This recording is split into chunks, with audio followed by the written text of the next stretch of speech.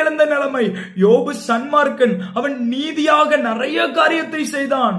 அவன் நம்மளால சொல்ல முடியுமா நான் தப்பு பண்ணல, நான் யோக்கியம், என் கண்ணு பரிசுத்தமா இருக்குன்னு அவ்வளவு தைரியமாக யோபு சொல்லி கொண்டிருக்கிறான். என் இருதயத்துல ரகசியமா கூட என் கைதான் இந்த எல்லாத்தையும் சம்பாதிச்சதுன்னு கூட நான் சொன்னதில்லை அப்படின்னு சொல்லி அவ்வளவு வைராக்கியமாய் சொல்லுகிறான்.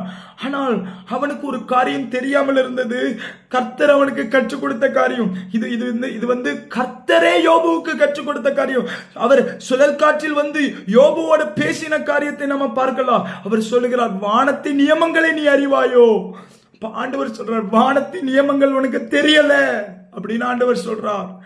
வானத்தின் நியமங்கள் தான் இந்த பூமியை ஆளும் ஆளுகையை திட்டம் பண்ணுகிறது என்று கர்த்தர் சொல்லுகிறார். அப்ப நம்ம ஒன்று தெளிவாக தெரிந்து கொள்ள வேண்டும், இந்த பூமியை வானத்தின் நியமங்கள் ஆண்டு கொண்டிருக்கிறது.